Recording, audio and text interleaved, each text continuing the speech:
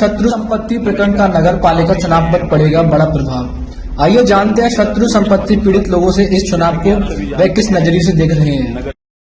नमस्कार, आप देख रहे हैं M4 न्यूज और मैं हूं आपके साथ नीरज कुमार गुप्ता। जैसा कि आप सभी जानते हैं, नगर पालिका चुनाव नजदीक आ चुके हैं। वहीं दूसरी तरफ शत्रु संपत्ति प्रकरण भी जोरों से चल रहा है और आज चुनावी चौपाल के साथ साथ हमने एक शत्रु संपत्ति चौपाल भी लगाया है, जिसमें हमारे साथ काफी साथी हैं जो शत्रु संपत्ति प्रकरण के अंतर्गत आते हैं। उनसे जानते हैं कि चुनाव पर क्या प्रभाव पड़ेगा शत्रु संपत्ति प्रकरण का, कुछ पॉजिटिव पड़ेगा या निगेटिव पड़ेगा। हमारे साथ कुछ साथी हैं, आइए आपको रूबरू कराते हैं। सबसे पहले तो आपका नाम जानना चाहेंगे। नवीन जैन मेरा नाम है जी। नवीन जी, आप चुनाव को किस नजरिए से देख रहे हैं? जैसे एक तरफ शत्रु संपत्ति चल रही है, दूसरी तरफ चुनाव आ चुके हैं, किस नजरिए से देख रहे हैं? क्या पॉजिटिव रहेगा या निगेटिव रहेगा चुनाव के लिए? देखिए, चुनाव में पॉजिटिव या नेगेटिव कुछ नहीं होता है। असली चीज होती है कि हमारा जो परेशानी है, जो हमारी पीड़ा है, जिसको हम 1 साल से झेलते आ रहे हैं, उस पीड़ा को आपके समक्ष प्रस्तुत करना चाहते हैं।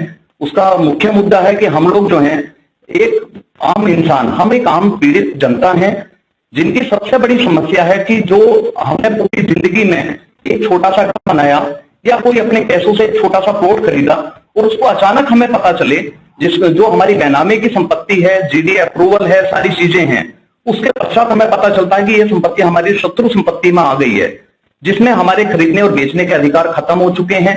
हम लोग ना उनको खरीद सकते हैं, ना ही बेच सकते हैं। तो एक आम इंसान क्या करेगा? और हमारे डीएम साहब कहते हैं, सीधा सीधा कहते हैं कि साहब ये बेनामी का कोई वैल्यू नहीं है, अगर ये शत्रु संपत्ति में है तो आपको ये संपत्ति, आप कब्जाधारी हैं, आपको ये संपत्ति मुक्त करनी ही होगी। मोदी नगर के जनप्रतिनिधियों का क्या कहना है? कोई भी प्रतिनिधि आज हमारे साथ नहीं है।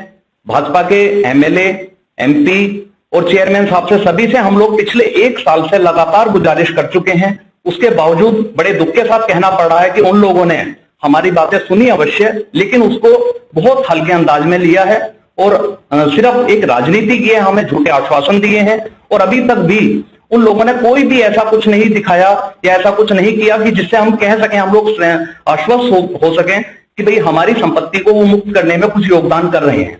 अच्छा, इसका कुछ प्रभाव चुनाव पर पड़ेगा? बिल्कुल पड़ेगा साहब, क्योंकि ये 20,000 परिवारों की परेशानी है। 20,000 परिवार आज पीड़ित हैं, जिसमें कम से कम 50 से 70,000 लोगों की जनता के वोटर हैं। आप समझ सकते हैं कि 1800 बीघा जमीन, 27 कॉलोनियां और 50,000 से 70,000 वोटर, आप कितना प्रभाव डाल सकते हैं? ये आप कुछ समझदार हैं। मुझे कुछ क्या नाम है? मैं डॉक्टर हरिदत्त गौतम अमर जी। जैसे कि चुनाव नजदीक आ चुके हैं, चुनाव को आप किस नजरिए से देख रहे हैं? चुनाव बहुत स्पष्ट है। शत्रु संपत्ति से जो पीड़ित लोग हैं वो निश्चित रूप से बहुत दुखी है। कितने ही असाध्य रोगों से ग्रस्त हो गए हैं, कोई पागल हो गया है, कोई लाइलाज बीमार हो गया है। स्थिति बहुत विकराल और भीषण है, क्योंकि ये एक गलत तरीके से शत्रु संपत्ति घोषित कर दी गई है। यदि हम उन कागजों को देखें, उन कागजों में पाकिस्तान गए हुए अलाउद्दीन के नाम 597 बीघे चढ़ा दी गई, जो एकदम गलत है। मात्र उस संशोधन को करते ही हम इस शत्रु संपत्ति से मुक्त हो सकते हैं। लेकिन वर्तमान सरकार किसी न किसी प्रकार से टाल मटोल और केवल समय को खींचने का काम कर रही है और इसका बहुत बुरा प्रभाव उसके पक्ष में जा रहा है। हम कट्टर समर्थक मोदी जी के हैं, कट्टर समर्थक योगी जी के हैं, लेकिन यदि हमारी शत्रु संपत्ति को मुक्त करा दें, यदि हम बेघर हो गए, हमने लोन लिया, बैंक में सारी जानकारी की और उसके बाद भी हमको बता दिया कि आप तो इसके मालिक ही नहीं है, आप अवैध हैं, जिंदगी भर हमारे चरित्र पर कोई दाग नहीं हुआ और अब हमको अवैध कब्जा धारक घोषित करके हमारी सारी प्रतिष्ठा धूल में मिला दी गई है। इसलिए मुझे लगता है कि एक विपरीत प्रभाव निश्चित रूप से भाजपा के पक्ष में जाएगा। लेकिन अभी भी समय है, यदि वो चाहें तो अपने उन वोटरों को जो घोर समर्थक है बड़े आराम से अपनी ओर ले सकते हैं। तो इसलिए मेरा आग्रह है वर्तमान सरकार से, हम लोगों ने यहां विधायक बनाया, सांसद बनाया और सारे के सारे वोटर्स ने बहुमत के साथ इन लोगों को दोबारा विधायक बना दिया और ऐसी स्थिति में कोई हमारे सुनने को तैयार नहीं है। बड़ा बुरा व्यवहार, अप्रिय व्यवहार सत्ता पक्ष के द्वारा किया जा रहा है। तो मेरा विनम्र निवेदन है, सत्ता से भी यदि वो चाहते हैं अपना खेल ना बिगड़े तो इसको शत्रु संपत्ति से मुक्त करना, मात्र संशोधन करना है। जो गलत तरीके से चढ़ाई गई है केवल वो हटा देना, मात्र कुछ करना नहीं है इसमें। तो गलत को सही करने में कौन सा अपराध है?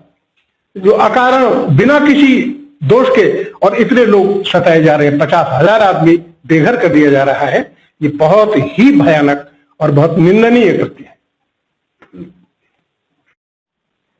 क्या नाम है आपका? मेरा नाम तिलकराज अधाना है।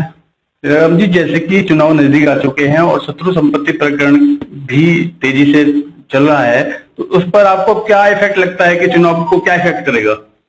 चुनाव एक प्रक्रिया है, हमें किसी उम्मीदवार से कोई गिला नहीं है, लेकिन जो हमारे साथ हैं शत्रु संपत्ति प्रकरण में, हम उनको सहयोग करेंगे।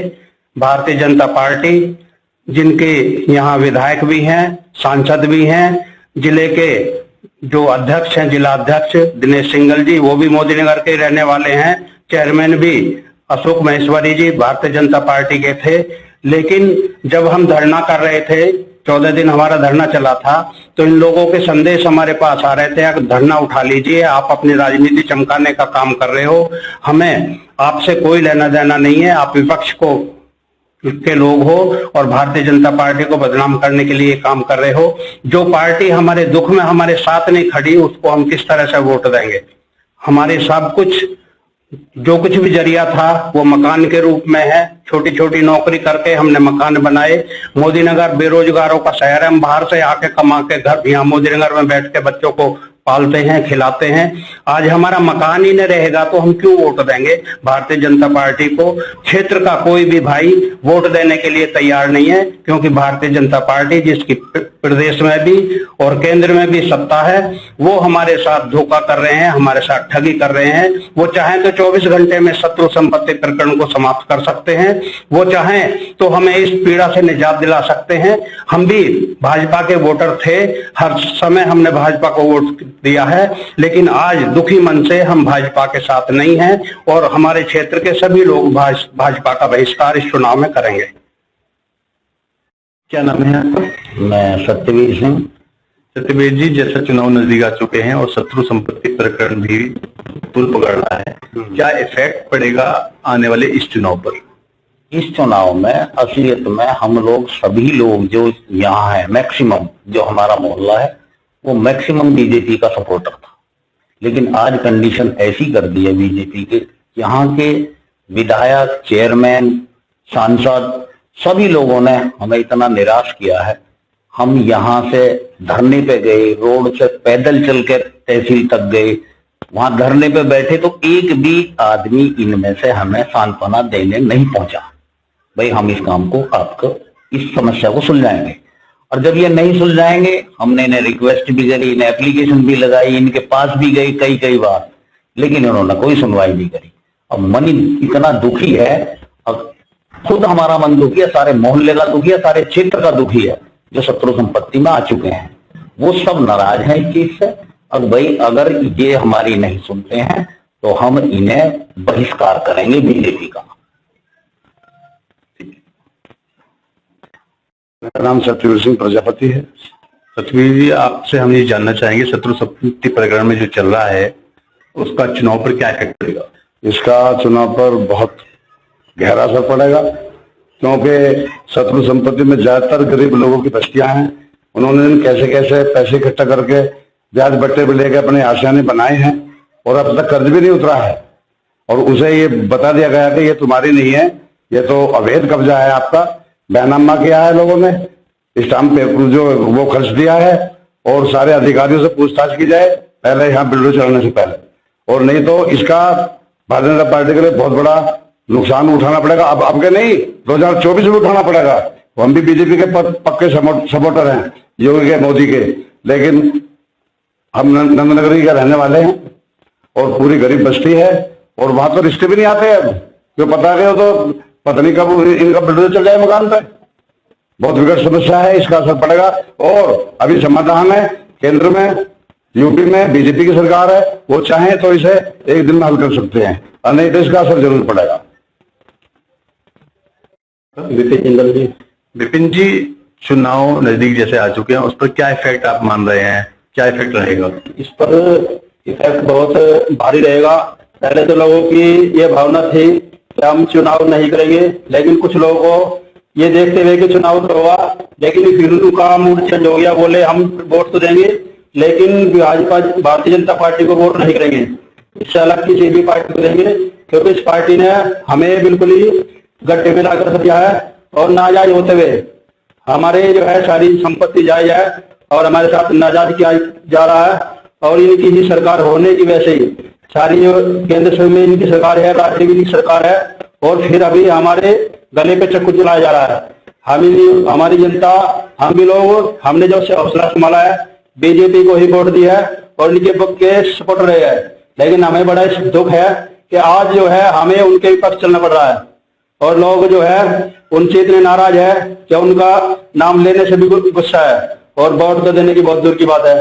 तो लोगों की बहुत ही भारी इनसे नाराजगी है, क्योंकि लोगों की गलती नहीं है, नाजायज सताया जा रहा है और बिना किसी गलती के हर जो है संपत्ति उनके पास कागज है, हर चीज है, लेकिन हमारे यहाँ चेयरमैन बीजेपी के, एमपी भी, एमएलए भी, इसकी इतना सब कुछ होने के बाद में भी हमारे जब नहीं सुन रहे, हमें 7 साल हो चुका है और इसके बीच हमारे कितने लोग बीमार पड़ चुके, किसी को अटैक हो चुका है और बहुत ही घटनाएं घट चुकी है, लेकिन इन पर कोई असर नहीं पड़ रहा है।